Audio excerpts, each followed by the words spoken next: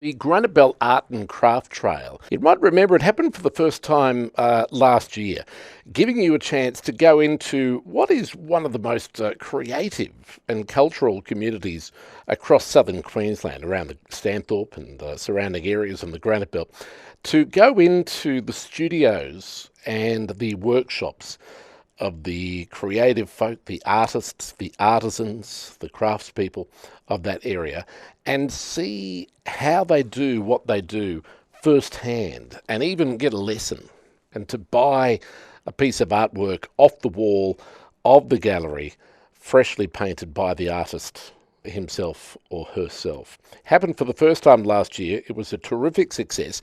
This year it's been very much under a cloud, but now the decision has been made that it will happen for the second time over a 3-day weekend at the end of October.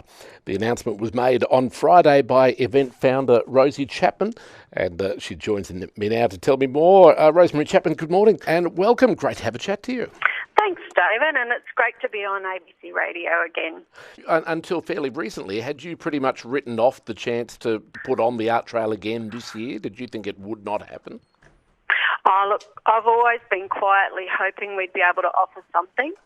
We really didn't want to delay till next year. We just hadn't figured out how. And it was looking quite bleak there for about 70 days, but I'm delighted to say that the committee's decided to put forward a COVID-sensitive event, and I actually think that's going to make it even better than last year. How will it make it better? Tell me. It's going to be exclusive now because to control the flow of visitors and tourists through all of the venues, we'll need everyone to just book using one of the apps that many of the venues are already using here, just so we can control the flow through the venues. So that means at any one time, you're going to have a really exclusive opportunity to meet the maker, to take part. There won't be floods of people. It'll be really quite carefully staged through the whole 3 days. And so what are the limitations, though? I mean, does that limit... I mean, obviously it limits the number of people who can be in any of the venues and in any of the studios at any given time, but is that likely to be a problem, or do you think that people will be happy to sort of take their turn and play by the rules? I think what we found worked really well last year were the collectives and the workshops. So with that in mind, we've hired a number of the community halls here. So to meet the 4 square metres per person requirement, we've got lots more space to offer for our artisans as well as for our visitors. So, and you get to look at all our beautiful small halls, and they're quite gorgeous. That's the advantage, though, isn't it? Because I think, these small halls have played such a vital role in the social history of the area. And look, but often they're still used for a variety of things, but any chance to actually use them and give people a chance to go inside them is a bonus in itself, isn't it, really?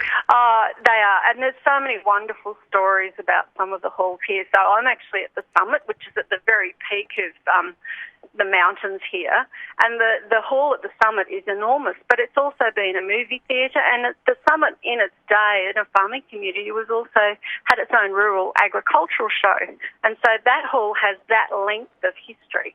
But also, I mean, they've got such wonderful space, and it's light and open and airy, and it also enables us to support the local school or the local rural fire brigade, because they can have a sausage sizzle, or they can offer tea and scones, or they can offer some sort of refreshment for people while they're there.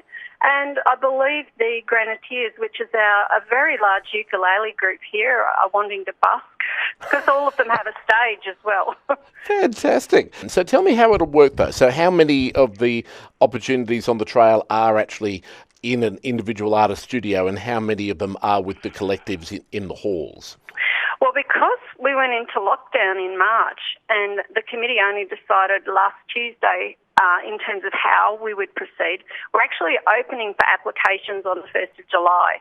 So there's a little bit of scrambling with my volunteer team this morning to see how we can open for applications and make sure we've addressed the requirements for COVID. So we don't actually have all of the numbers yet, but to give you an idea, last year we had 27 venues, over 50 artisans, And quite a number of those venues were commercial venues, so wineries, cafes, we're just adding in the small halls as well. But we will never turn away anyone that wants to take part. Absolutely. And I guess it's good to have that mix, though, isn't it? Because there are some people who really like to actually go to where an artist actually works. And, so you'll still have the studios, hopefully, but then other people, it's more just about the artworks. And, in which case you're happy to go to the hall and see the work of collectives. But having a bit of both, or a bit of, all the different formats will be ideal. Yeah, and it is, let's just make sure, it is an engagement event. So we really require all of the applicants to show us how they're going to offer something for people to do. So whether it's meet the maker and have a discussion or go on a tour, a behind-the-scenes tour. I've been talking to the local cinema club here, because the original cinema here used to seat 400 people. And so, and they've still got all the old original film equipment there. So we're thinking about offering something in that venue. Wow. There's some wonderful things here. I can't wait to show you. That is brilliant. So that cinema building, what is it used for now? Well, upstairs it's offices, and downstairs it's shops. But it's in the main street, and I have some wonderful childhood memories of going to the movies there. Gotcha. But all the equipment's still there, and some of the old films, they've been collecting up some of the old archive films and equipment so that they can still actually run a movie using the original equipment. Isn't that terrific? So at the moment, the call is out for artists who would like to take part, essentially. That's right. So artisans, we love the quirky stuff, and so do our visitors. So we're interested in all manner of things. I know people have been having conversations with different venues. I know there'll be beautiful lead-like glass work. There'll be all manner of visual arts, but we're looking for performing artists as well. But the main requirement is that we're local. There's so much amazing talent here. We don't have to go outside of our own area to find it. How do artisans get in touch with you, Rosie? You can find us on Facebook. So if you Google GBART, G-B-A-R-T, which is short for Granite Belt Art, by the way. So GBART Trail is our Facebook site. We're hoping we'll launch our new gorgeous website this week, and that's gbart.org.au. You can also find our YouTube channel. We've got a YouTube channel now. Same thing, GBART Trail. Fantastic. Or you can phone me. 10417727 997.